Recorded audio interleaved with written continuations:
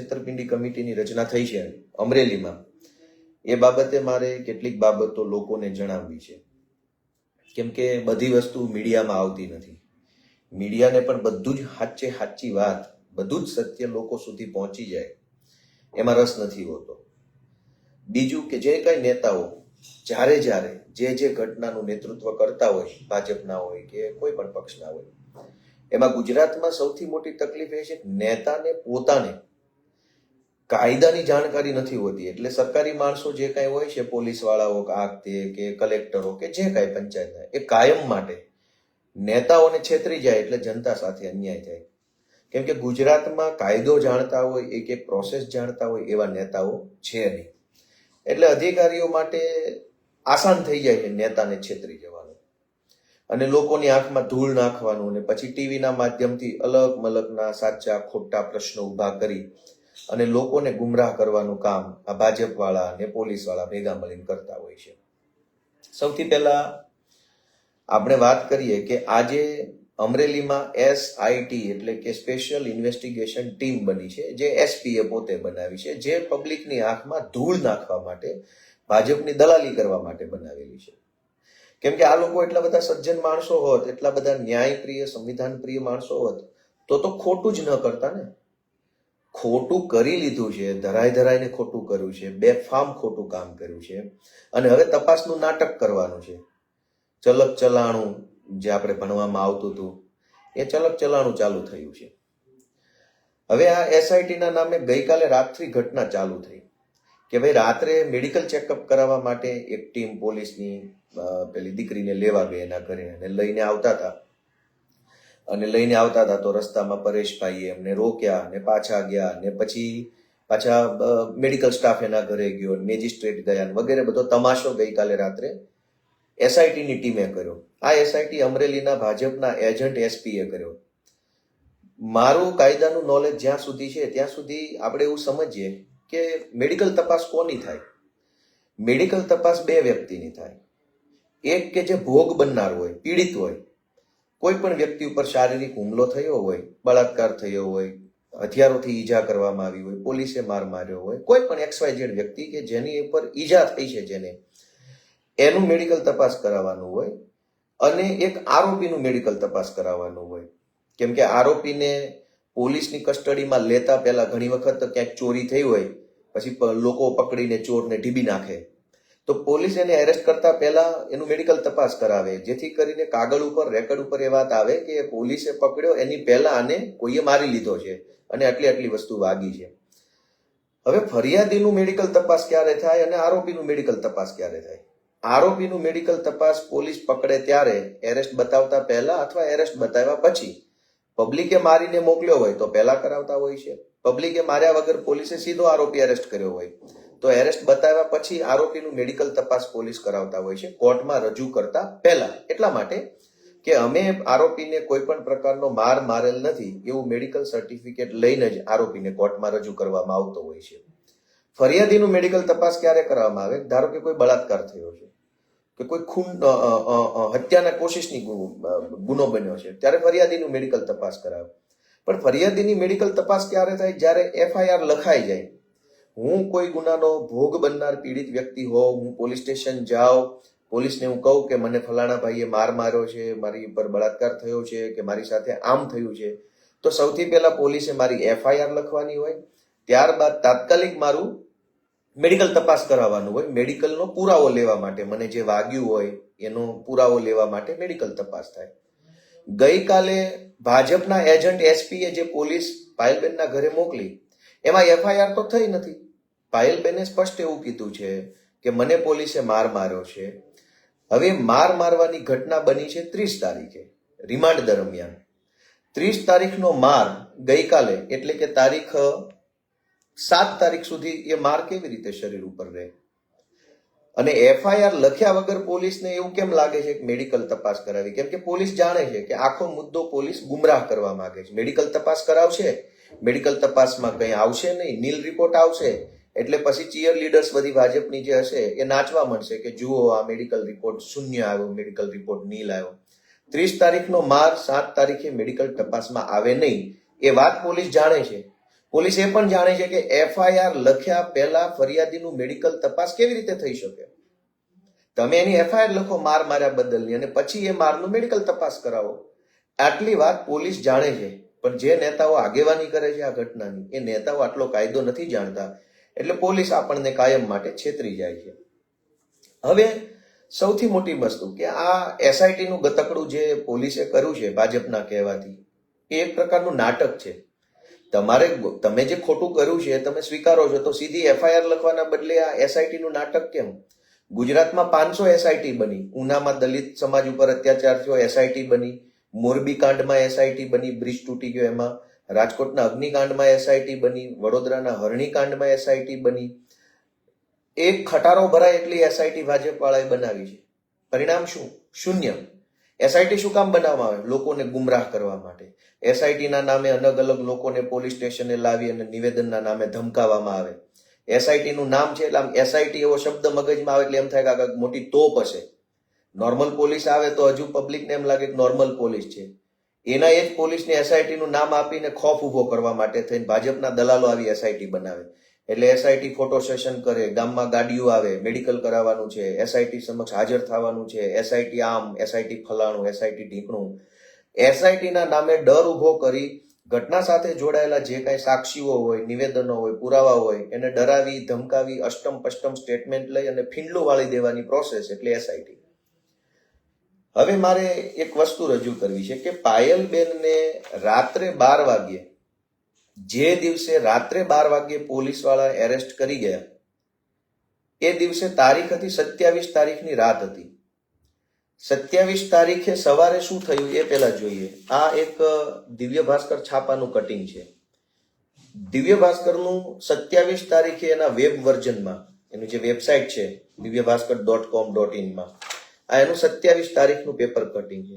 27 તારીખે સવારે આ જે પેલો ભાઈ કિશોર કાનપરિયા છે ભાજપનો, એ સવારે એસપી પાસે ગયેલ 27 તારીખે સવારે, અને એને એમાં લખેલું છે, આ વાંચું છું કે અમરેલીના એમએલએ વિરુદ્ધ ગંભીર આરોપ લગાવાયા, તાલુકા પંચાયત પ્રમુખના નામે ડુપ્લિકેટ લેટર લખાયાની એસપીને ફરિયાદ.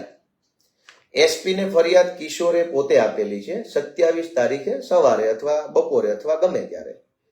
ઇન શોર્ટ, 27 તારીખે એસપીને ખબર હતી કે આ કિશોરના નામનો કોઈ નકલી લેટર બન્યો છે.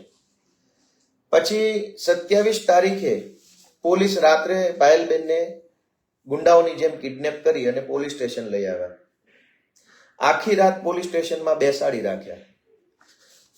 જ્યારે પાયલબેનને પોતાના ઘરેથી ઉચકી આવ્યા, ત્યારે ગુજરાતના કોઈ પણ પોલીસ સ્ટેશનમાં કે અમરેલીના કોઈ પણ પોલીસ સ્ટેશનમાં પાયલબેનની વિરુદ્ધમાં એફઆઈઆર થયેલ નહીં.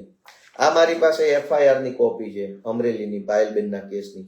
એમાં અહીંયા સ્પષ્ટ લખ્યું છે એફઆઈઆર ની તારીખ 28/12/2024 અને સમય 5:30 એટલે સવારનો સમય હશે. પોલીસમાં 24 કલાકની ઘડિયાળ હોય, એટલે બપોરના 12 વાગ્યા પછી 13, 14, 15, 16 એવી રીતે લખાય, અને રાતના 12 વાગ્યા પછી 1, 2, 3 એમ લખાય.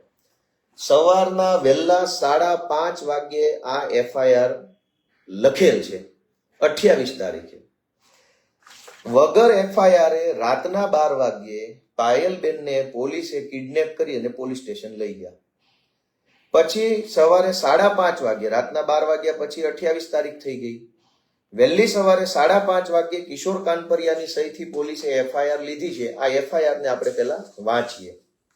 આ એફઆઈઆર માં એવું લખ્યું છે, કાનપરિયા એવું લખાવે છે કે કેમ કે 28 તારીખની એફઆઈઆર છે એટલે કાનપરિયા સવારે 5:30 વાગ્યે એવું લખાવે છે પોલીસ સ્ટેશનમાં જઈને, સવારે 5:30 કે ગઈકાલ તારીખ 27 ના રોજ હું મારા ઘરે હતો, ત્યારે સવારના 9:34 વાગ્યે મને લાલાવદરના સરપંચ ચેતન ધાનાણીએ ફોન કર્યો અને કીધું કે તમારા લેટર પેડ ઉપર નાયબ દંડક કૌશિક વિરુદ્ધનું ટાઈપ કરેલ લખાણ સોશિયલ મીડિયામાં ફરે છે, તો આવું લખાણ કોણે કર્યું અને આ વોટ્સએપનો મેસેજ કરેલ છે તે વાંચી લો. આમ એટલે કે એફઆઈઆર પ્રમાણે 27 તારીખે સવારે 9:34 આ કિશોરને ખબર પડી ગઈ હતી કે એના નામનો કોઈ નકલી લેટર બનાવ્યો છે. પછી 27 તારીખે આ કિશોર કાનપરિયાએ એસપી ને પણ મળી લીધું, એસપી ને ફરિયાદ આપી દીધી, બધું જ પતી ગયું. ત્યાર પછી 28 તારીખે વહેલી સવારે 5:30 વાગ્યે કિશોર કાનપરિયાએ પોલીસ સમક્ષ આ એફઆઈઆર લખાવી છે. જે એફઆઈઆર માં લખ્યું છે ટાઈમ એના પ્રમાણે કહું એટલે આપણે એવું માની લઈએ કે 28 તારીખની વહેલી સવારે 5:30 વાગ્યે કાનપરિયા પોલીસ સ્ટેશનમાં બેઠો હશે, અમરેલી સિટી પોલીસ સ્ટેશનમાં. અહીંયા આખી ફરિયાદ એને લખાવી છે. આ 2 પાનાની ફરિયાદમાં જે કાંઈ શબ્દો છે એ પેલા પત્રમાં લખેલા શબ્દો છે એ બધા શબ્દો લખાવ્યા પછી છેલ્લે એવું લખાવે છે કે આમ મારા હોદ્દાનો ખોટો સ્ટેમ્પ બનાવી લેટર પેડમાં મારી સહી નીચે સિક્કો કરી વાયરલ કરેલ હોવાનું મને જાણવા મળેલ છે, જેથી આ અંગે અમો તથા પાર્ટીના સ્થાનિક કાર્યકરો રણજીતભાઈ વાળા, દિલીપભાઈ સાવલિયા વગેરે મળીને હું અહીં ફરિયાદ કરવા માટે આવેલ છું. કઈ જગ્યાએ? અમરેલી સિટી પોલીસમાં. કેટલા વાગ્યે? સવારે 5:30 વાગ્યે. કઈ તારીખે? 28 તારીખે. જે માણસે 27 તારીખે એસપી ને ફરિયાદ આપી હતી એનો આમાં કોઈ ઉલ્લેખ જ નથી એફઆઈઆરમાં કે હું 27 તારીખે એસપી ને મળ્યો હતો, ત્યાર પછી હું પોલીસ સ્ટેશન આવ્યો છું, એવો ઉલ્લેખ નથી. એફઆઈઆરમાં એટલો જ ઉલ્લેખ છે કે હું સવારે 28 તારીખે સવારે 5:30 વાગ્યે રણજીતવાળા અને દિલીપ સાવલિયા સાથે આવીને આ ફરિયાદ લખાવું. એટલે કે પોલીસે જ્યારે પાયલબેનની 27 તારીખે રાત્રે 12 વાગ્યે ધરપકડ કરી ત્યારે પાયલબેનની વિરુદ્ધમાં કોઈ એફઆઈઆર લખાયેલી નહોતી. ગેરકાયદેસરની ધરપકડ કરેલી છે પોલીસે રાત્રે 12 વાગ્યે. ગેરકાયદેસરની 2 રીતે છે. એક કે રાત્રે 12 વાગ્યે લઈ જાય છે એટલે ગેરકાયદેસરનું છે, વગર એફઆઈઆર લઈ જાય છે એટલે ગેરકાયદેસરનું છે. તો ડબલ ગેરકાયદેસર રીતે પોલીસે પાયલબેનનું અપહરણ કર્યું. હવે બીજી વાત કે પાયલબેનને 27 તારીખના રાત્રે 12 વાગ્યે ઘરેથી કિડનેપ પોલીસ કરી ગયા, પણ એને ઓન પેપર લીગલી એરેસ્ટ બતાવવામાં આવ્યા 28 તારીખે બપોરના 4 વાગ્યે. એટલે કે 16 કલાક 27 તારીખ રાતના 12 વાગ્યાથી 28 તારીખના બપોરના 4 વાગ્યા સુધી 16 કલાક ગેરકાયદેસરની અટકાયત, ગેરકાયદેસરની એની ડિટેન્શન પોલીસે કરેલું છે ઓન પેપર. આ 16 કલાક વિશે પોલીસે આજ દિવસ સુધી કોઈ ખુલાસો રજૂ નથી કર્યો. ભાજપની જે ઓલી હલકટ ટોળકી છે જે ટીવીમાં આવે છે, જે બધી વાયડી ગેંગ, એ વાયડી ગેંગ એવું કહે છે કે રાત્રે ધરપકડ નથી કરી, રાત્રે નથી કરી. પણ એ ટોળકી તો અભણ છે. 8-5 ગેંગના સભ્યો છે. 8-5 પાસે કાયદાની શું અપેક્ષા રાખી શકાય? 27 તારીખે રાત્રે 12 વાગ્યે પાયલબેન વિરુદ્ધ કોઈ એફઆઈઆર ન હોવા છતાં પોલીસે એને પકડી લીધા. પાયલબેનને પકડ્યા પછી પોલીસ સ્ટેશનમાં આખી રાત બેસાડ્યા પછી 28 તારીખે વહેલી સવારે 5:30 એફઆઈઆર નોંધી. 5:30 જે એફઆઈઆર પાયલબેન ઉપર નોંધી એ જ એફઆઈઆરમાં 4 વાગ્યે પાયલબેનની ધરપકડ બતાવી. તો 4 વાગ્યે ધરપકડ બતાવી એ ઓન પેપર ધરપકડ છે. એટલે કોર્ટમાં જે સરકારી વકીલો અને ભાજપના જે દલ્લાઓ જે બધા ટીવીમાં બોલે છે એ આ સરકારી સમય બોલે છે 4 વાગ્યાનો. એકચ્યુઅલમાં રાત્રે 12 વાગ્યાથી લઈને બીજા દિવસના 4 વાગ્યા સુધી 16 કલાક સુધી ગેરકાયદેસરની કસ્ટડી લીધી છે, ગેરકાયદેસરની અટકાયત કરી છે. જે જૂની આઈપીસી 341 પ્રમાણે ગુનો છે, ચોખ્ખો ગુનો છે. એમાં તો પોલીસ ઉપર સીધી એફઆઈઆર થવી જોઈએ. એમાં સીટ ફીટની તપાસ શું કરવાની? જગ જાહેર સત્ય છે. રાત્રે 12 વાગ્યે આવ્યા છો અને બીજા દિવસના 4 વાગ્યા સુધી ગોંધી રાખ્યા છે, ગેરકાયદેસરની અટકાયત કરી છે. અંગ્રેજીમાં કાયદામાં શબ્દ છે ઇલીગલ કન્ફાઇનમેન્ટ, ગેરકાયદેસરની અટકાયત. 16 કલાક સુધી છોકરીને ગેરકાયદેસરની અટકાયત ઇલીગલ કન્ફાઇનમેન્ટમાં રાખી છે. એ સત્ય નજર સામે હોવા છતાં અમરેલીના ભાજપના દલાલ તરીકે એસપી કેમ કામ કરે છે? સીટની ક્યાં જરૂર છે? નજર સામે આ છે. બીજું, 28 તારીખે બપોરે 4 વાગ્યે છોકરીને એરેસ્ટ બતાવ્યા પછી 29 તારીખે એટલે કે રજાના દિવસે બીજા દિવસે 4 વાગ્યે છોકરીને કોર્ટમાં રજૂ કરવામાં આવે છે. એટલે કે 15:45 એટલે સમજો કે 3:45 આસપાસ. એટલે કે આશરે 40 કલાક સુધી પોલીસની કસ્ટડીમાં છોકરીને રાખી. 28 તારીખે રાતના 12 વાગ્યાથી લઈ 29 તારીખના બપોરના 4 વાગ્યે કોર્ટમાં રજૂ કર્યા, ત્યાં સુધીમાં 40 કલાક સુધી છોકરીને પોલીસે પોતાના કબજામાં રાખી. જ્યારે એને કોર્ટમાં રજૂ કરવામાં આવી પ્રથમ વખત છોકરીને, ત્યારે આ કાગળ જે ભાજપના દલ્લાઓ ટીવીમાં બતાવી રહ્યા છે, આ કાગળ જે વોટ્સએપમાં ફરી રહ્યો છે, સોશિયલ મીડિયા, આ કાગળ, આ જે ભાજપના દલાલો, ભાજપની જે હલકટ ટોળકી છે, વિકૃત ટોળકી છે, જેને મા બેન દીકરીઓ વેચી નાખી છે એવી વિકૃત હલકટ ટોળકી આ કાગળ બતાવે છે. આ કાગળમાં મેજિસ્ટ્રેટના હાથે લખેલું આ લખાણ છે. એ લખાણમાં એવું લખ્યું છે મેજિસ્ટ્રેટે પોતાના હાથે કે આજ રોજ તારીખ 29/12/24 ના રોજ કલાક 15:45 વાગ્યે રહેઠાણે એટલે મેજિસ્ટ્રેટના ઘરે રજૂ કરતા આરોપીઓને પોલીસ વિરુદ્ધ કોઈ મારકૂટ અંગેની ફરિયાદ છે કે કેમ તે પૂછતા તેઓને પોલીસ વિરુદ્ધ ફરિયાદ ન હોવાનું જણાવેલ છે. હવે આ બહુ ઇન્ટરેસ્ટિંગ છે. આ ભાજપની જે હલકટ ટોળકી છે આનો ફોટો ફેરવી રહી છે. કોઈ પણ આરોપીને જ્યારે પોલીસ પકડે અને પ્રથમ 24 કલાક પછી જ્યારે પણ કોર્ટમાં લઈ જાય, ભારત આખા દેશની કોર્ટમાં નિયમ છે કે કોઈ પણ માણસને પોલીસ કોઈ પણ ગુનામાં સાચી રીતે કે ખોટી રીતે એરેસ્ટ કરે એ પછી એને જ્યારે કોર્ટમાં લઈ જાય ત્યારે જજ સૌથી પહેલા એને એ પ્રશ્ન પૂછે કે ભાઈ પોલીસ વિરુદ્ધ તમારે કોઈ ફરિયાદ છે? જો હા હોય તો હા પાડવાની, ના હોય તો ના પાડવાની. હવે મોટા ભાગના કેસમાં શું થાય કે જિંદગીમાં પહેલી વખત જેને પોલીસ ભાળી હોય, પહેલી વખત જેની ઉપર એફઆઈઆર થઈ હોય, એને બહુ ડર લાગી ગયો હોય, એને ખબર ન હોય, અંદરથી રડવું આવતું હોય, આઘાત લાગી ગયો હોય, હવે મારા પરિવારનું શું થશે, હું છૂટીશ કે નહીં છૂટું, એટલી બધી ચિંતા હોય. પોલીસે 2-5 ધોકા માર્યા બી હોય તો મારીને પછી પોલીસ એવું કીધું હોય કોર્ટમાં કઈ બોલતો નહીં, નહીતર પાછું ફરીથી તારી પાસા કરી નાખશું ને તને રાજદ્રોહમાં આમ કરી નાખશું ને એવી બધી ધમકી મારેલી હોય. એટલે હજારો એવા કેસ છે કે જેમાં પોલીસે માર માર્યો હોય પણ કોર્ટમાં જ્યારે જજ પૂછે ત્યારે આરોપી ના પાડી દે કે ના ભાઈ ના, મને માર માર્યો નથી. તો કોર્ટનું કાગળ જોઈએ તો આપણને એવું લાગે કે ભાઈ આરોપીને માર માર્યો નથી એટલે આરોપીએ જજને ના પાડી, પણ એકચ્યુઅલમાં તો માર માર્યો હોય છે. પણ અહીંયા નવો પ્રશ્ન છે. આ ભાજપની જે હલકટ ટોળકી છે જે ટીવીમાં આવીને બોલબચ્ચન વેડા કરે છે, આમ આદમી પાર્ટીની સરકાર આવે એટલે ગધેડાની વાહે બાંધીને ઢહડવાના છે આ બધાને લુગડા કાઢીને. કેમ કે એટલા બધા વિકૃત માણસો છે જે બહેનો દીકરીઓ વિશે અભદ્ર ટીકા કરતા શરમાતા નથી. દોસ્તો, આ જે કાગળ છે 28-27 તારીખે રાત્રે પાયલબેનને પોલીસ ગેરકાયદેસર રીતે ઉઠાવી ગયા. 28 તારીખે બપોર પછી 4 વાગે એને ઓન પેપર એરેસ્ટ બતાવ્યા, એટલે કે 16 કલાક સુધી પોલીસે ગેરકાયદેસરની કસ્ટડી રાખેલી. 29 તારીખે જજના ઘરે 4 વાગે આ સુનાવણી ચાલુ છે. અહીંયા માર માર્યાની ફરિયાદ નથી, પણ પોલીસે 16 કલાક સુધી વગર એફઆઈઆર પાયલબેનને ઘરેથી ઉચકી જઈને પોલીસ સ્ટેશન બેસાડી રાખ્યા. એ ફરિયાદ અહીંયા થવી જોઈતી હતી. આ ફરિયાદ કેમ નથી થઈ? આ ફરિયાદ 2 રીતે નથી થઈ. એક કે પાયલબેનને ખબર ન હોય, કાયદો ન જાણતા હોય, આઘાત લાગી ગયો હોય, ડરી ગયા હોય, મારા પરિવારનું શું થશે, હું છૂટીશ, આમ તેમ. એટલે પાયલબેનને ખબર ન હોય કે કોર્ટમાં શું કરવાનું, શું નહીં બોલવાનું.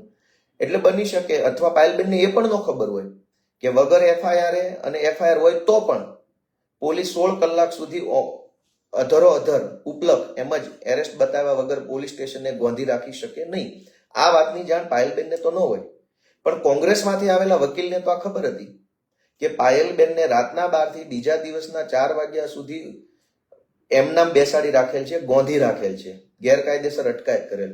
તો કોંગ્રેસના વકીલે ત્યાં કોર્ટમાં જ્યારે મેજિસ્ટ્રેટના ઘરે જ્યારે રજૂ કર્યા ત્યારે આ વાંધો ઉઠાવવાની જરૂર હતી કે પોલીસે 16 કલાકની ગેરકાયદેસર અટકાયત આ બેનની કરેલ છે. જે મુદ્દો કોંગ્રેસના વકીલે કોર્ટમાં નથી ઉઠાવ્યો. હવે પોતાને નહીં ખબર હોય, નહીં ઉઠાવ્યો હોય, કે કોઈએ ના પાડી હશે નહીં ઉઠાવ્યો હોય, કે કોંગ્રેસના લોકો ભાજપ સાથે મળી ગયા હોય, એ ભગવાન જાણે. પણ જ્યારે પાયલબેનને ફર્સ્ટ ટાઈમ કોર્ટમાં રજૂ કરવામાં આવ્યા ત્યારે ખરેખર એમને માર નથી મારવામાં આવ્યો. એ તો એમણે પોતે કબૂલ્યું છે કે ત્યારે માર નથી માર્યો. ત્યારે માત્ર પ્રશ્ન હતો ગેરકાયદેસર રીતે 16 કલાક ગોંધી રાખવાનો. આ પ્રશ્ન વકીલે ઓન પેપર લાવવાનો હતો, જે કોંગ્રેસના વકીલે એ કામ નથી કર્યું. હવે કોના કહેવાથી નથી કર્યું એ રામ જાણે. હવે આ કાગળ છે એમાં માર નથી માર્યો એ સત્ય છે, કેમ કે તે દિવસે માર નતો માર્યો, તે દિવસે ખાલી 16 કલાક ગોંધી રાખ્યા હતા. પણ એ 16 કલાક ગોંધી રાખ્યાની ફરિયાદ ઓન પેપર કોંગ્રેસના વકીલ લાવ્યા નથી અને પાયલબેનને એટલી ખબર ન હોય, કેમ કે એણે જીવનમાં ક્યારેય કોર્ટ, પોલીસ, જજ એવું જોયું ન હોય આરોપી તરીકે. હવે બીજી વાત કે આ જે કાગળ રજૂ થયો છે 29 તારીખ વાળો, એમાં રિમાન્ડ માંગવામાં આવ્યા. એટલે એક દોઢ દિવસના રિમાન્ડ મળ્યા, સોમવાર બપોર સુધીના. રિમાન્ડમાં પોલીસ હવે બધા આરોપીને પાછા લઈ ગઈ કોર્ટેથી. કોર્ટે રજૂ કર્યા, કોર્ટે પૂછ્યું માર માર્યો છે? કોઈને માર તો માર્યો નથી. એટલે ના પાડી દીધી. પણ પેલી 16 કલાકની જે ગેરકાયદેસરની કસ્ટડી છે એનો ઉલ્લેખ ક્યાંય ઓન પેપર આવ્યો નહીં. એટલે પોલીસના જે રિમાન્ડની માંગણી હતી એ મંજૂર થઈ ગઈ. જો ગેરકાયદેસર કસ્ટડીનો પ્રશ્ન વકીલે ઉઠાવ્યો હોત તો રિમાન્ડ મંજૂર થતા પહેલા એ પ્રશ્ન ઉપર પોલીસે ખુલાસો રજૂ કરવો પડ્યો હોત. પોલીસ કોઈ ખુલાસો ન રજૂ કરી શકે અને રિમાન્ડ પણ ન મળે. પણ રિમાન્ડ મળ્યા એટલે પોલીસ પાછા લાવ્યા. કઈ તારીખે? 29 તારીખે, 30 તારીખ આખો દિવસ અને સોમવારે બપોર રજૂ કરવાના હતા. હવે એને પાયલબેનને તે દિવસે રાત્રે માર મારવામાં આવ્યો, દિવસે સરઘસ કાઢવામાં આવ્યું. હવે જ્યારે રિમાન્ડ પૂરા થયા પછી ફરીથી પાયલબેનને કોર્ટમાં લઈ જવામાં આવ્યા, બધા આરોપીને કોર્ટમાં લઈ જવામાં આવ્યા. ઇન બિટવીન જે સરઘસ કાઢ્યું તો એ વિડીયો આખા ગુજરાતમાં વાયરલ થઈ ગયો. આખા ગુજરાતે એ વિડીયો જોયો. રિમાન્ડ દરમિયાન પોલીસે સરઘસ કાઢ્યું, પોલીસે પટ્ટાનો માર માર્યો. આ બે ઘટના રિમાન્ડ દરમિયાન બની. તો રિમાન્ડ પૂરા થયા પછી ફરીથી જ્યારે મેજિસ્ટ્રેટ સમક્ષ આરોપીને રજૂ કરવામાં આવ્યા ત્યારે પણ કોંગ્રેસના વકીલે સરઘસ કાઢ્યું છે એવું લેખિતમાં કોર્ટની સમક્ષ મૂક્યું નહીં. જે વાત આખા ગુજરાતમાં ચર્ચા થઈ ગઈ હતી એ વાત કોર્ટના રેકોર્ડ ઉપર ન આવી. શું કામ? કે કોંગ્રેસના વકીલે કોર્ટમાં લખીને આપ્યું જ નહીં. કોના કહેવાથી ન આપ્યું, કોનું સેટિંગ કોની હારે હોય એ તો ભગવાન જાણે, રામ જાણે, એમાં આપણે નથી પડતા. પણ બીજી વખત કોર્ટમાં પાયલબેનને રજૂ કરવામાં આવ્યા ત્યારે એને માર પણ મારવામાં આવ્યો હતો અને સરઘસ પણ કાઢવામાં આવ્યું હતું. આ બંને વસ્તુ કોર્ટના રેકોર્ડ ઉપર કોંગ્રેસના વકીલે મૂકી નહીં. એટલે શું થયું કે એટલે એમના જામીન મળવા પાત્ર જે હતા, બરાબર, એ જામીન ન મળ્યા. કેમ કે લેડીઝને જામીન મળવા માટેની અલગ કન્ડિશન હોય છે. જૂની CRPC 437 પ્રમાણે મહિલાઓને વિશેષ છૂટ મળેલી છે. એ સિવાય તમામ જે ગુનાઓ છે એમાં એક કલમ 338 જે ઉમેરો થયો હતો એ 10 વર્ષની સજાપાત્ર ગુનો તો છે, પરંતુ ટ્રાયલેબલ બાય મેજિસ્ટ્રેટ કોર્ટ છે, એટલે કે નીચેની અદાલત દ્વારા ચલાવવા પાત્ર ગુનો છે. એટલે કે આ જે કાગળ જે ભાજપની હલકટ ટોળકી ફેરવે છે, આ કાગળની વાસ્તવિકતા જે રીતે બતાવવામાં આવે છે એવી નથી. કોર્ટની અંદર માર નથી માર્યો એ કદાચ આરોપી ન કહી શકે. આરોપીને તો પોલીસ 4 ધોકા મારીને પછી ધમકાવે કે હવે કોઈને કહીશ તો તારી પાસા કરી નાખીશ ને તું કોઈને કહીશ તો આમ. એટલે મોટા ભાગના કેસમાં આરોપીઓ હંમેશા કોર્ટમાં જઈને કંઈ બોલતા નથી, માર ખાઈ લે છે પણ બોલતા નથી. એટલે કાગળ ઉપર એવું લખ્યું છે કે આરોપીને માર માર્યાની ફરિયાદ નથી, પણ માર માર્યા સિવાયની જે સૌથી મહત્વની ગંભીર ફરિયાદ છે એ છે 27 તારીખે રાતના 12 વાગ્યે પાયલબેનને પોલીસે કિડનેપ કરી 16 કલાક સુધી પોલીસ સ્ટેશનની અંદર ગોંધી રાખી 28 તારીખે 4 વાગ્યે એરેસ્ટ બતાવી. એ સૌથી મોટો ગંભીર ગુનો છે.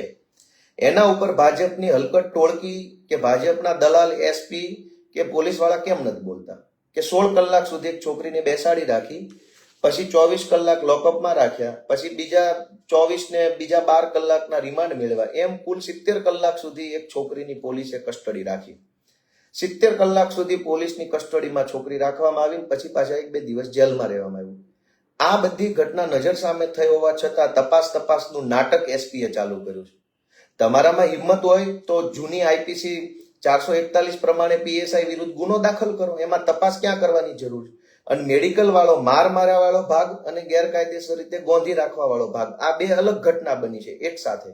હવે માર મારવા વાળી ઘટના છે એ સાબિત નહીં થાય, કેમ કે માર હવે શરીર ઉપરથી નિશાન વયા ગયા છે, મેડિકલ તપાસમાં નહીં આવે. પણ ગેરકાયદેસર રીતે 16 કલાક સુધી ગોંધી રાખવાની ઘટના તો હજુ ઓન પેપર છે. તો બે ઘટના પાયલબેન સાથે બની છે. 16 કલાક ગેરકાયદેસર ગોંધી રાખવું, અટકાયત કરવી અને માર મારવો. આ બે માંથી એક ઘટના છે હવે સાબિત નથી થવાની, બીજી ઘટના સ્વયં સ્પષ્ટ છે. તો પછી તપાસનું SIT નું નાટક કરવાના બદલે ભાજપના દલાલો, ભાજપના હલકાઓ જો ન્યાય આપવા માંગતા હોય તો તમે PSI ઉપર FIR કેમ નથી કરતા ડાયરેક્ટ 16 કલાક ગોંધી રાખવાની? અને જે 27 તારીખે રાતના 12 વાગે પાયલબેનને પોલીસે કિડનેપ કરી એ દિવસે તો FIR જ નથી થઈ. FIR તો પાયલબેનને એરેસ્ટ કરી લીધા, પોલીસ સ્ટેશને રાત્રે લઈ ગયા પછી 28 તારીખે વહેલી સવારે 5:30 વાગે થઈ છે. તો પોલીસે કાગળ ઉપર જે ખોટું કર્યું છે તો પકડાય છે. આ મારી પાસે FIR ની કોપી છે. આમાં સ્પષ્ટ લખ્યું છે 28 તારીખે સવારે 5:30 વાગે પોલીસ સ્ટેશને FIR લખવામાં આવી છે. એનો મતલબ એમ કે આ કિશોર કાનપરિયા જે છે એણે અને ભાજપની આખી ટોળકીએ ષડયંત્ર કરીને પહેલા છોકરીને પકડાવડાવી લીધી પોલીસ પાસે. પોલીસ પણ ગુંડાઓની જેમ ઘરે ગઈ, વગર એફઆઈઆર છોકરીને પકડી લીધી, એના મમ્મી પપ્પાને બધાને પોલીસ સ્ટેશને ગોંધી રાખ્યા અને પછી પકડાઈ ગયા પછી એફઆઈઆર કરી. અને એફઆઈઆર કર્યા પછી જે 5:30 એફઆઈઆર કરી એ એફઆઈઆરમાં 4 વાગે એરેસ્ટ બતાવ્યું બપોર પછી. તો 5:30 થી 4 વાગ્યા સુધી એફઆઈઆર હતી છતાં એ છોકરીને ગોંધી રાખવામાં આવી. અને વગર એફઆઈઆર કોઈની તપાસ પોલીસે કરવી હોય તો એને નોટિસ આપવી પડે, લેખિતમાં નોટિસ આપવી પડે. વગર એફઆઈઆર તપાસ કરવી હોય તો જૂની સીઆરપીસી 160 પ્રમાણે, કલમ 160 પ્રમાણે પોલીસે કોઈ પણ આરોપી, ફરિયાદી, સાક્ષીને જૂની સીઆરપીસી 160 પ્રમાણે નોટિસ આપે કે ભાઈ અમારી પાસે એફઆઈઆર નથી પણ ફલાણી અરજી આવી છે, અમે તમારી પૂછપરછ કરવા માંગીએ છીએ, તમે આટલા વાગે આ તારીખે પોલીસ સ્ટેશન આવજો. જો કોઈ વ્યક્તિ ઉપર એફઆઈઆર થઈ ગઈ હોય તો પણ પોલીસે એને સીઆરપીસી, જૂની સીઆરપીસી હું કહું છું 41A પ્રમાણેની 1A પ્રમાણેની નોટિસ આપવી પડે હાજર થવાની. હવે અત્યારે BNSS આવી ગયું છે, ભારતીય નાગરિક સુરક્ષા સંહિતાની કલમ 35(1). કોઈ આરોપી વિરુદ્ધ એફઆઈઆર થઈ ગઈ હોય તો એને સીધો પકડતા પહેલા એને BNSS ની કલમ 35 પ્રમાણે નોટિસ આપવી પડે, 3 દિવસનો ટાઈમ આપવો પડે કે આ તારીખે આટલા વાગે પોલીસ સમક્ષ રજૂ થાવ. વગર એફઆઈઆર કોઈની તપાસ કરવી હોય તો એને સીઆરપીસી 160 પ્રમાણે નોટિસ આપવી પડે. પાયલબેન જ્યારે પકડાયા ત્યારે એફઆઈઆર નથી તો પોલીસે એને નોટિસ આપવાની જરૂર હતી. એફઆઈઆર થઈ ગયા પછી પણ પોલીસે ધરપકડ કરવાના બદલે પાયલબેનને નોટિસ આપવાની જરૂર હતી. હવે આ બધું જ પોલીસે જે ખોટું કર્યું, રાત્રે પકડ્યા, માર માર્યો, સરઘસ કાઢ્યું, એ વાતની જાણ કોંગ્રેસના વકીલે અદાલતને કરવાની જરૂર હતી. પણ 2 વખત કોર્ટમાં પાયલબેનને લઈ જવામાં આવ્યા. કોંગ્રેસના વકીલે કોના કહેવાથી કોર્ટમાં આ ન લખાયું, એ પણ મોટો પ્રશ્ન છે મનમાં. તો દોસ્તો, આ આખી ઘટનામાં તકલીફ ત્યાં પડે છે કે આપણે જેને નેતા લઈને બનાવીને દોડીએ છીએ એ નેતાઓને કાયદો ખબર ન પડે એટલે કાયમ માટે પોલીસવાળા કે સરકારી માણસો હંમેશા છેતરી જાય છે. આપણે મોટા મોટા ભાષણો કરીએ, સૂત્રોચ્ચાર કરીએ, રેલી કાઢીએ, સમાજ ભેગો કરીએ, બધું કરીએ, પણ પોલીસ અધિકારી આપણા નેતાને જ છેતરી જાય તો? મેં આજે તમને આ બધી કાયદાકીય વાતો કરી, આ બધી વસ્તુ કેટલા નેતાને ખબર પડે છે? જ્યારે પોલીસ તો આ બધું જાણે છે, પોલીસને તો ખબર જ છે કે એને ટેકનિકલી કેટલું ખોટું કર્યું છે. એટલે નેતા નથી જાણતો, એટલે નેતા બહુ તો એસપી સામે રાડારાડી કરે, બૂમાબૂમ કરે, ભાષણો કરે, બધું કરે, પણ કાગળ નેતાને વાંચતા તો આવડવું જોઈએ ને કે આમાં એફઆઈઆર કેટલા વાગ્યે થઈ, કેટલા વાગ્યે લખાવાય, તારીખ કઈ હતી, એરેસ્ટ કરવા પહેલા કઈ નોટિસ આપવાની. આપણા નેતાને કાયદો ન ખબર પડતી હોય તો પોલીસ કે ભાજપ વાળા ક્યારેય ન્યાય નહીં મળવા દે. આ ઘટનાની અંદર બીજી વાત કે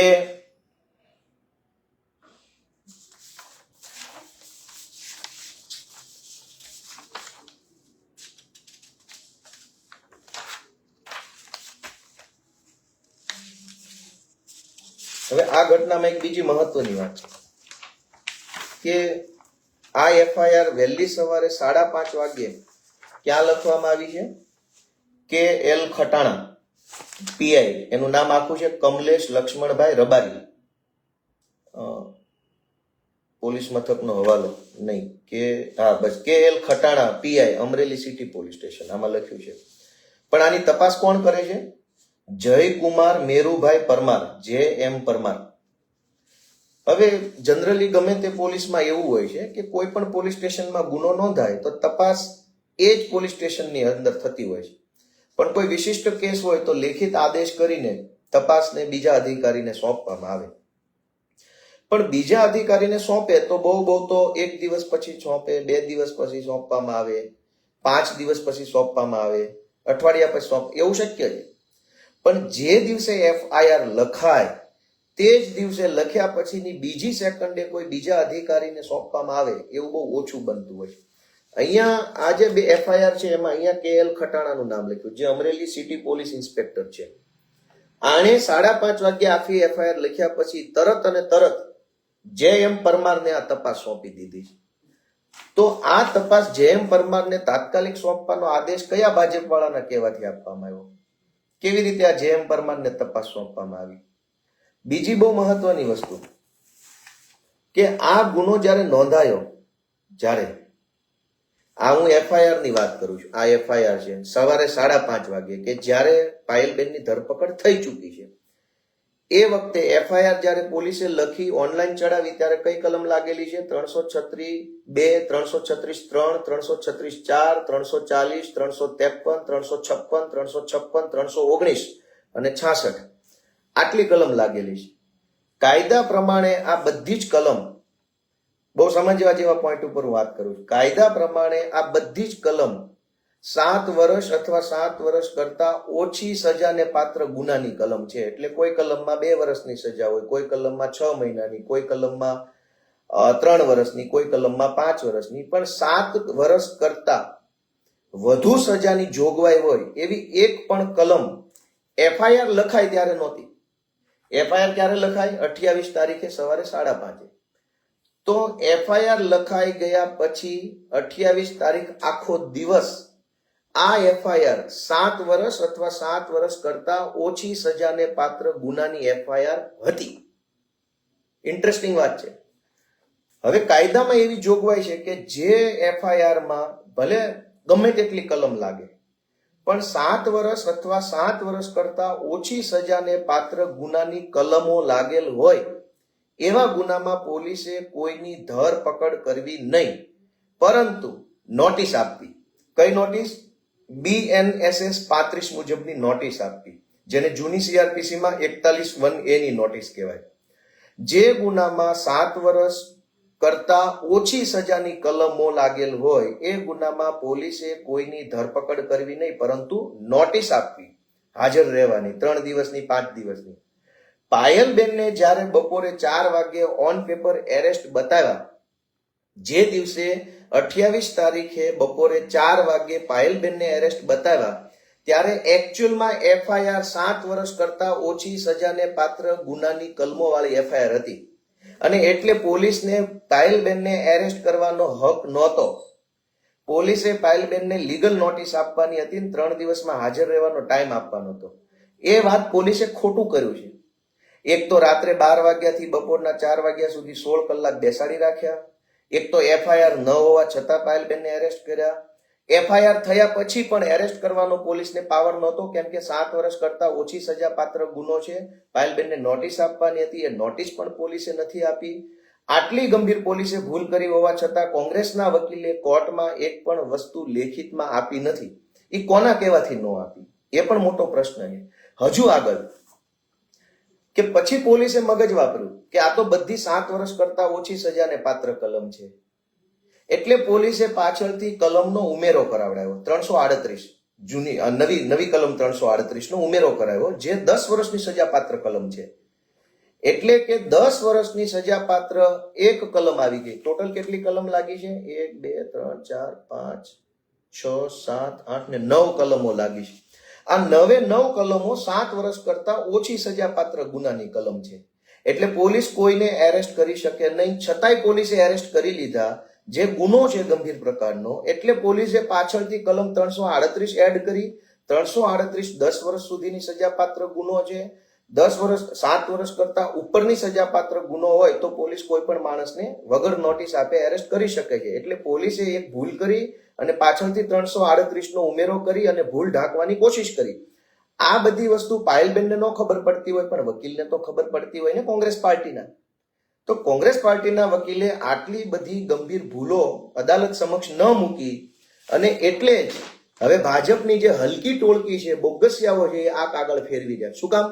કે કોંગ્રેસના વકીલે જો તે વખતે અહીંયા આ બધું લખાઈ દીધું હોત કે પાયલબેનને 16 કલાક ગેરકાયદેસર કસ્ટડી કરી છે, પાયલબેનને વગર એફઆઈઆર રાતે 12 વાગે પકડ્યા છે, પાયલબેનની વિરુદ્ધમાં 7 વર્ષ કરતા ઓછી સજાપાત્ર ગુનો હોય છતાંય તે એની એરેસ્ટ કરી લીધી છે, આ બધી વિગત જો વકીલે કોંગ્રેસના અહીંયા લખાવી હોત તો અત્યારે આ જે લખાણ છે એની જગ્યાએ બીજું લખાણ હોત. પોલીસ વિરુદ્ધ ઇન્કવાયરી ચાલુ થઈ ગઈ હોત, કેસ રજીસ્ટર થઈ ગયો હોત, બધું કોર્ટમાંથી થઈ ગયું હોત.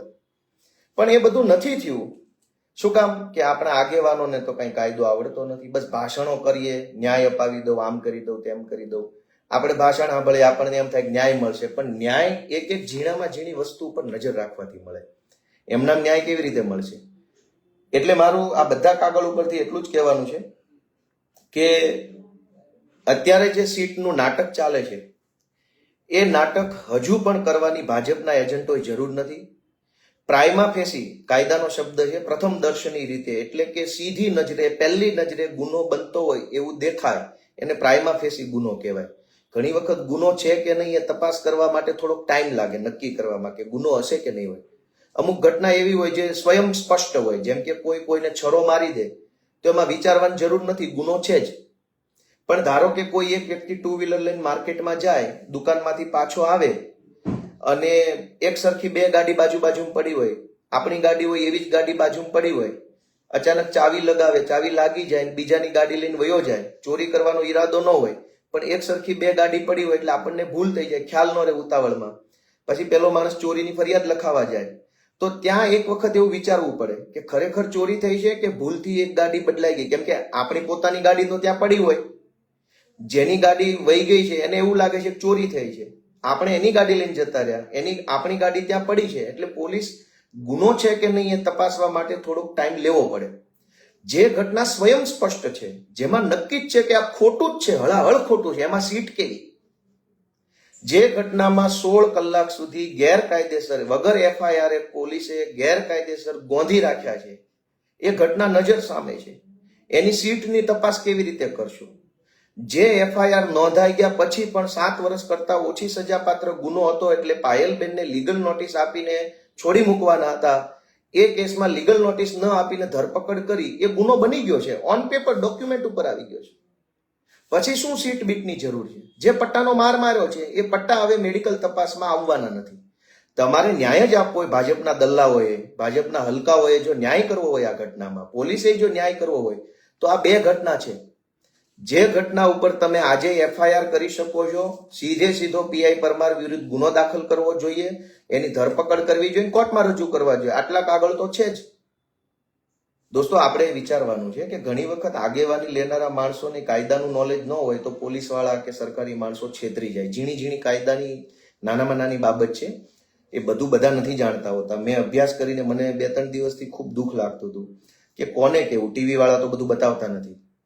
જે કઈ બોલીએ 4 મિનિટનો વિડીયો રેકોર્ડ કરે એમાંથી માંડ 40 સેકન્ડ આપણી બતાવે, એ રીતે જે બોલવાથી વિવાદિત છે એવું દેખાય એટલું જ બતાવે. આટલી લાંબી વાત કોને સમજાવી કે કોર્ટ કચેરીની અંદર કોંગ્રેસના વકીલે આવું કર્યું છે, પોલીસે આવી ભૂલ કરી છે? હવે આ પોલીસ અત્યારે મેડિકલના નામે ટાઈફાઓ કરે છે ભાજપના કહેવાથી, તો તમે જે 16 કલાક ગેરકાયદેસર ગોંધી રાખ્યા છે એની તપાસ કરો. 7 વર્ષની સજા હોવા છતાંય તમે નોટિસ બજાવ્યા વગર એરેસ્ટ કરી લીધા, એની સજા કરો. એની તપાસ નથી કરતા, પણ તમાશો ચાલુ કર્યો છે સીટના નામે, SIT ના નામે SP એ તમાશો ચાલુ કર્યો, ભાજપના દલ્લાઓએ તમાશો ચાલુ કર્યો છે અને આ કાગળ બતાવી અને એક નિર્દોષ દીકરીની આબરૂ ઉતારવાના ધંધા ચાલુ કર્યા છે. તો મારી બધાને એટલી જ વિનંતી છે કે તમને મારી વાત યોગ્ય લાગી હોય, જાણવા જેવી લાગી હોય, વધુ ને વધુ લોકો સુધી પહોંચાડો. ફોન કરીને કહેજો કે ગોપાલભાઈનો આખો વિડીયો જોવો એમ. જેને તમે લિંક મોકલો, જેને શેર કરો, એને ફોન કરો, સ્પેશિયલ ફોન કરો કે ગોપાલભાઈનો વિડીયો મોકલ્યો છે, આખો જોવા માટે ફોન કર્યો છે, એવું કહેજો. લોકોને સત્ય નજર આવવું જોઈએ, ખાલી ભાષણોથી નથી ચાલવાનું. આ બધું જે કાગળ ઉપર ખોટું છે એ પણ નેતાઓને ખબર તો પડવી જોઈએ ને. નેતાને ખબર ન પડે કાગળ ઉપર શું ખોટું છે તો અધિકારીઓ કાયમ છેતરી જવાના છે. એટલે ઘણી વખત આપણને એમ લાગે કે ફલાણા ભાઈ આવી ગયા છે, હવે આમ થઈ જશે, તેમ થાય, એવું કાંઈ થઈ નથી જવાનું. અધિકારીઓ નેતાઓને તો જલ્દી છેતરી જાય. એક તો આપણે આમ પબ્લિક હોય, એને કાયદો ખબર ન હોય એટલે આપણે નેતાના ભરોસે રહીએ. નેતાને પોતે કાંઈ તંબુરાની ખબર ન હોય એટલે નેતા ખાલી ભાષણો કરે, ઉશ્કેરણીજનક ભાષણો કરે, આમ કરી નાખું, પગલા લ્યો, નહીતર હું આમ કરીશ, તેમ કરીશ. કાગળ ઉપર નેતાને ખબર પડતી હોય તો SP ને, મામલતદારોને, કલેક્ટરોને તાકાતથી કહી શકે કે તમે આટલું ખોટું કર્યું. એટલે આ અમરેલીની ઘટનામાં મારી એટલી જ વિનંતી છે કે જો મારી વાત યોગ્ય લાગી હોય તમે વધુ ને વધુ લોકો સુધી પહોંચાડો અને બધાને ફોન કરીને કહેજો કે આ વિડીયો ગોપાલભાઈનો નિરાતનો સમય કાઢી જેટલો લાંબો છે એટલો ભૂલ્યા વગર જોવે. સૌનો આભાર. મારી કઈ ભૂલચૂક થઈ હોય તો માફી માંગુ છું. જય જય ગરવી ગુજરાત.